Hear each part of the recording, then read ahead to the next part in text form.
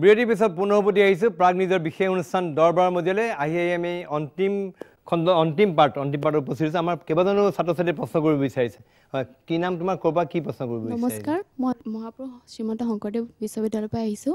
মোৰ প্ৰশ্নটো হ'ল গৌৰীকান্ত ছাৰলৈ হয় আমি হয়তো গম পাইছোঁ যে আপুনি মাত্ৰ ক্লাছ 8লৈকে পঢ়িছে কিন্তু আৰু তথাপিও আপুনি ফাৰ্মিং মানে খেতি বাতি কৰিও লাখ লাখ টকা ইনকাম কৰি আছে আৰু এতিয়া নৱপ্ৰজন্মৰ ল'ৰা ছোৱালীবোৰ যিহেতু আনএমপ্লয়েড বা গ্ৰেজুৱেশ্যন পাছ কৰি সেইবিলাকেও এতিয়া চাকৰি পোৱা নাই আৰু ডিপ্ৰেশ্যনত পৰিছে তেওঁলোকেওতো ফাৰ্মিংটো ল'ব পাৰে তাৰ বিষয়ে আপুনি কি ক'ব বিচাৰে না মোৰ কথা হৈছে কি যিবিলাক ল'ৰা ছোৱালী নিবনুৱা হৈ আছে তেওঁলোকৰ যদি সুবিধাৰ মাটি বিটি আছে ভাল অৰ্গেনিক খেতি কৰি ধুনীয়া কৰি ভাল পৰিয়াল এটা চলাব পাৰে আৰু এনেকৈ কৰি প্ৰত্যেক ল'ৰা ছোৱালীক আগুৱাই নিয়াৰ কাৰণে মই খুব আশাবাদী আচ্ছা হয় প্ৰশ্ন আছিলে নমস্কাৰ মোৰ নাম মামনি দাস মই মহাপুৰুষ শ্ৰীমন্ত শংকৰদেৱ বিশ্ববিদ্যালয়ৰ পৰা আহিছোঁ মোৰ প্ৰশ্নটো ডেকাৰাঙৰীয়ালৈ এই যিটো আমাৰ মানে কৃষিকেন্দ্ৰিক মানসিকতা আমাৰ বহুতে মানে খেতি কৰিব নিবিচাৰে বা কৰিলেও তেওঁলোকে খেতি কৰিছোঁ বুলি ক'বলৈ লাজবোধ কৰে আচলতে সেই মানসিকতাটোক লৈ আপুনি কি ক'ব বিচাৰিব না সেই মানসিকতাটো তেওঁলোকে তেনেকুৱা নকৰি আমাৰ মোৰ দৰে সেনেকুৱা কৰি আদৰ্শ লৈ ভাল ক'ৰবাত খেতি কৰিব পাৰিলে নিজে নোৱাৰে গ্ৰুপ হিচাপে কৰক কৰি হ'লেও ভাল অৰ্গেনিক যদি ভাল খেতি কৰে লাভৱান নিশ্চয় হ'ব খুব ভালকৈ লাভৱান হ'ব ভালকৈ সচ্ছল জীৱন এটা যাপন কৰিব পাৰিছে ভাল লাভৱান নমস্কাৰ মোৰ নাম কৰবী কলিতা মই মহাপুৰুষ শ্ৰীমন্ত শংকৰদেৱ বিশ্ববিদ্যালয় গুৱাহাটী চৌহদৰ পৰা আহিছোঁ মোৰ প্ৰশ্নটো পিকলু ডেকা ডাঙৰীয়ালৈ আপুনি ক'লে যে বাইকবোৰ আপুনি কেনেকৈ সংগ্ৰহ কৰিলে সেইটো আমি গম পালোঁ এতিয়া আপুনি ঘড়ী আৰু কেমেৰাবোৰ কেনেকৈ সংগ্ৰহ কৰিছিলে সেইটো ক'ব আচলতে এটা এক্সপিৰিয়েঞ্চ লাগে বা ক'ৰবাত আমি কাৰোবাৰ পুৰণি ধৰণৰ ঘৰত বা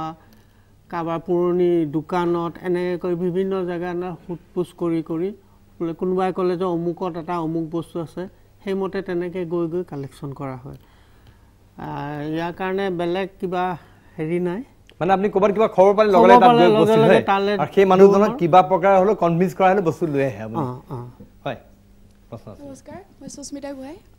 অসম সাংবাদিকতা বিদ্যালয়ৰ পৰা আহিছোঁ ছাৰ আপোনাৰ মনত ফাৰ্ষ্ট কেনেকৈ আহিল যে ডালিমৰ বাকলি গুচোৱা মেচিনটো বনাবৰ কাৰণে ফাৰ্ষ্ট আপোনাৰ মনত কেনেকৈ আহিলে এই ধাৰণাটো কেনেকৈ ভাবিলে সেইটো একদম চিম্পল একচুৱেলি মই বিচাৰিছিলোঁ মই প্ৰথম এটা মেচিন তাৰ আগতে বনাইছিলোঁ কেচেবা পিলিং মেচিনটো গোটেই ৱৰ্ল্ডত বিখ্যাত হৈছিলে সেইটো গতিকে সেইটোৱে মই প্ৰথম ইকনমিকেলি অলপ সকাহ দিছিলে আৰু সেইটো যেতিয়া এছাইনমেণ্টটো মই টেকন'লজিটো ট্ৰেন্সফাৰ কৰিবলৈ আহিছিলোঁ যিহেতু এইটো প্ৰডাকশ্যন কৰা মোৰ ক্ষমতা নাছিলে তেতিয়া 1,25,000 টকাত সেইটো বন্দবস্ত হৈছিলে আৰু সেইদিনাখন মই গুৱাহাটী প্লেটফৰ্মত গৈছিলোঁ কাৰণ মই হোটেলত পইচা দিবলৈ পইচা নাছিলে তেতিয়া মই ঠিক কৰিছিলোঁ যে এটা মই গ্ৰীপ পালোঁ আজি 25 বছৰ লাঞ্চনৰ পিছত মই চব হেৰুৱাইছিলোঁ দেই ইতিমধ্যে মই এই ইন'ভেশ্যনত থকাৰ কাৰণে মোক চবেই এৰিলে তাৰপিছত আপোনাৰ এটা স্থান পালোঁ এতিয়া মই দ্বিতীয়টো মই এনেকুৱা এটা কাম কৰি দেখুৱাব লাগিব যিটো নেকি ৱৰ্ল্ডত মোৰ এই যিটো প্ৰতিষ্ঠাটো একদম অক্ষুত ৰাখিব কাৰণ তুমি এবাৰ যদি কিবা এটা খুব ভাল ৰিজাল্ট কৰা সেইটো ডাঙৰ কথা নহয় ছেকেণ্ড বাৰ যদি নকৰিলে মানুহে ক'ব যে নাই এইটো বাই লাক আছিলে মই সেইটো কাৰণে এইটো চবতকৈ টান বিষয়টো মই বাছি লৈছিলোঁ এইটো টান বিষয় কাৰণ এইটো আমেৰিকাৰ চেষ্টা কৰি আছিলে 30 বছৰ কোনেও পৰা নাছিলে আৰু সেইটো পিছতে মই লাগি গৈছিলোঁ আৰু সেইটোতে মই ছাকচেছ হ'লোঁ আজি সেইকাৰণে মই ইয়াত আৰু এটা কথা আপুনি ডালিমৰ গুটি গুচোৱা মেচিন গুটিবিলাক ছেপাৰেট কৰা মেচিনটো উলিয়ালে আৰু কি আছে আপোনাৰ নহৰুৰ বাকলি গুচোৱা মেচিন আছে কিবা সেইবিলাক অলপ আছে মোক পিলিং মাষ্টাৰ অফ পিলিং বুলি কোৱা হয় আচলতে আৰু বিভিন্ন ধৰণৰ আছে মোৰ এতিয়া শেহতীয়াকৈ যিটো মোৰ বৃদ্ধাশ্ৰমৰ কথা কৈছে আপোনালোকে বা ছাপৰ্টিং তো সেইটো এটা ইনচিনেটৰ চলায় ইনচিনেটৰ এটা ডিজাইন কৰিছিলোঁ কলেজ হোষ্টেল নাৰ্ছিং হোম চবতে লাগে তাত প্লাষ্টিক আপুনি যদি জাতীয় কিবা বস্তু জ্বলাই দিয়ে আপোনাৰ গোন্ধ নোলায়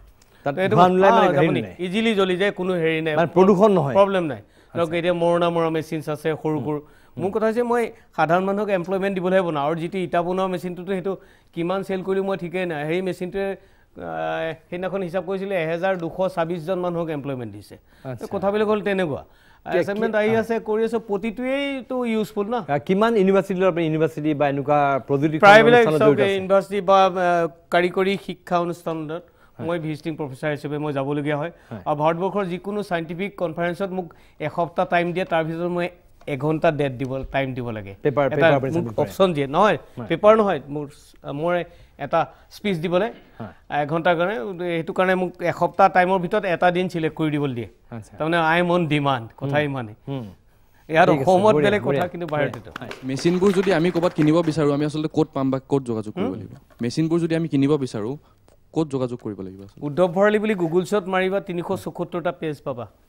সোৱাবডট তো গতিকে তোমাৰ প্ৰব্লেম নাই গুগলছত সাৰ্চ কৰিলে হ'ল হয় হয় জাষ্ট উদ্ধৱ নমস্কাৰ মোৰ নাম ৰমজান আলী মই regional institute of Science and technology মেঘালয়ৰ ছাত্ৰ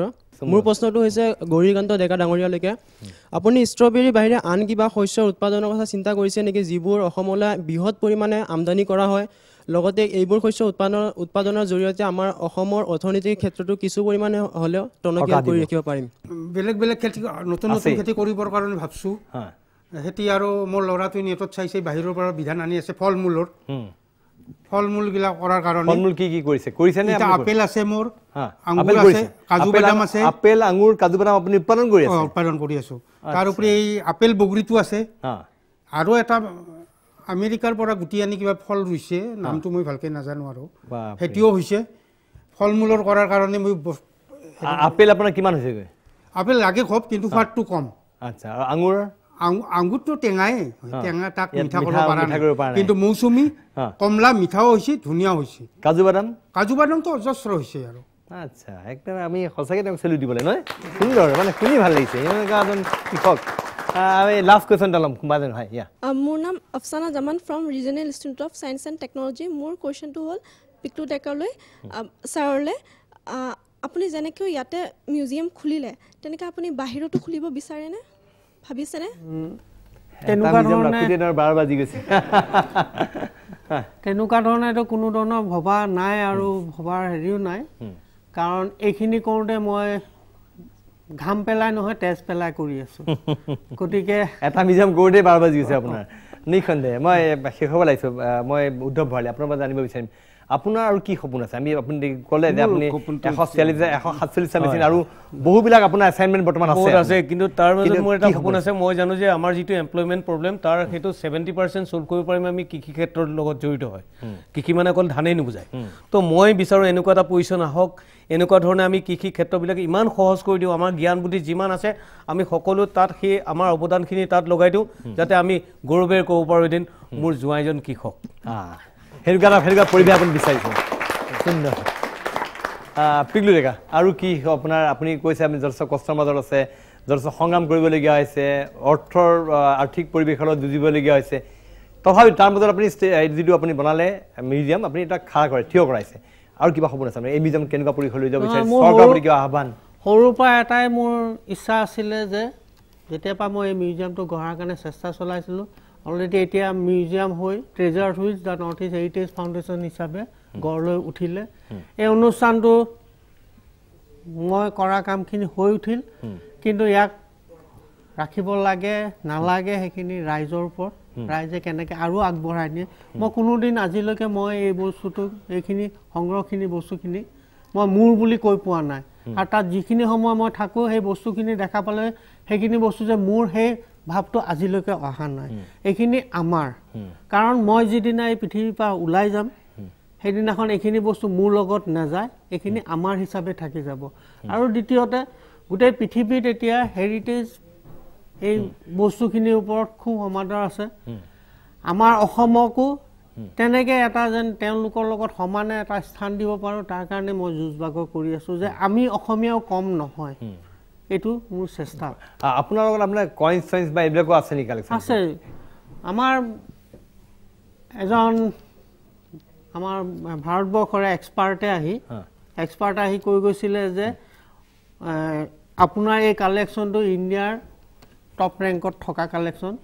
মই তেতিয়া না বুলি কওঁতে তেওঁ কৈছিলে নহয় ইয়াত A to Z কালেকশ্যন আছে বাকীবিলাকৰ ওচৰত কিবা বেলেগ বেলেগ বিভাগতহে আছে আছে গতিকে আমি আমাৰ এই অনুষ্ঠানটোক আমি পৃথিৱীৰ লেখত ল'বলগীয়া এটা আকৰ্ষণীয় কেন্দ্ৰ হিচাপে কৰি দিব মই ডেকা ডাঙৰীয়া আপোনাৰ ওচৰলৈ আপোনাৰ কি সপোন আছে আৰু আপুনি কি ভাবিছে আপোনাৰ মোৰ সপোন আছে কেনেকুৱা মই যেন খেতিয়ক আছিলোঁ মোৰ ল'ৰা ছোৱালী গাঁৱৰ অঞ্চলৰ ল'ৰা ছোৱালীবিলাকো মোৰ দৰে যেন হৈ ভাল খেতি কৰে মোৰ এতিয়ালৈকে 70টা জাতৰ আমেই আছে 70বিধ প্ৰজাতিৰ আম হয় আৰু তেনেকুৱা কৰি কাঠলো আছে তাৰমানে মই য'ত গৈছোঁ তাত খাই কিবা এটা টেষ্ট পাইছোঁ তাৰে বিধানটো আনি কৰিছোঁ সেনেকৈ কৰি কৰোঁতে মোৰ এতিয়া বহুতবিধ ফল হৈছে এতিয়া মোৰ এনেহেন মনৰ ভাৱ হৈছে যে মোৰ ল'ৰাই যদি মোৰ গোটেই ফল মোৰ অৱস্থা বয়া হ'লে গোটেই ফল খুৱাই যেন মোক বাচি ৰাখিব পাৰে মোৰ সেনে মনৰ এটা আন্তা আৰু ভাবিছে যে আপোনাৰ পথটো যদি আপোনাৰ সন্তানৰ লগতে যদি সেই অঞ্চলৰ ল'ৰা ছোৱালীও নিঃসন্দেহে অসমত এটা বিপ্লৱ আহিবই আৰু আহিব লাগবই আচলতে আমাৰ তিনিজন এনেকুৱা ব্যক্তি আমাৰ মাজত আছে এই তিনিজন ব্যক্তিৰ যিখিনি কথা ক'লে এই ব্যক্তিগৰাকী কথাই আমাক সকলোকে অনুপ্ৰাণিত কৰিছে আমি সকলোকে অভিভূত হৈছোঁ আমাৰ উদ্ভাৱক উদ্ধৱ ভৰালী ইতিমধ্যে 100-150-200 উদ্ভাৱন কৰিব যিটো আমাৰ মানৱ জাতিৰ কল্যাণত আহিব পিকলু ডেকাই এটা কাম কৰি আছে যে তেওঁৰ যিখিনি সংগ্ৰহ সেই সংগ্ৰহখিনি আচলতে আমাৰ ঐতিহ্য আমাৰ ইতিহাস সম্পূৰ্ণ ধৰি ৰখাৰ প্ৰয়াস কৰিছে যথেষ্ট কষ্টৰ মাজত আছে কিন্তু চেষ্টা অব্যাহত ৰাখিছে আৰু গৌৰীকান্ত ডেকা এজন আদৰ্শ খেতিয়ক অনুকৰণীয় ব্যক্তি আৰু আমি ভাবিছোঁ তেওঁৰ এওঁলোকৰ চিন্তাধাৰা যদি আমি সকলোৱে অনুসৰণ কৰিব পাৰোঁ তেওঁলোকৰ কথা কাণ্ডক আমি যদি অলপ পৃষ্ঠপোষকতা আগবঢ়াওঁ নিঃসন্দেহে তেওঁলোকৰ ক্ষেত্ৰত হয়তো আৰু অধিক নতুন বিপ্লৱৰ সূচনা কৰিব আপোনাৰ আটাইকেইগৰাকী ব্যক্তিলৈ মই আন্তৰিক ধন্যবাদ কৃতজ্ঞতা জ্ঞাপন কৰি আৰু ইয়াত অংশ লোৱা সকলো ছাত্ৰ ছাত্ৰীক ধন্যবাদ জনাই আমাৰ বিশেষ অনুষ্ঠান দৰবাৰৰ ইয়াতেই সামৰণি মাৰিছোঁ ধন্যবাদ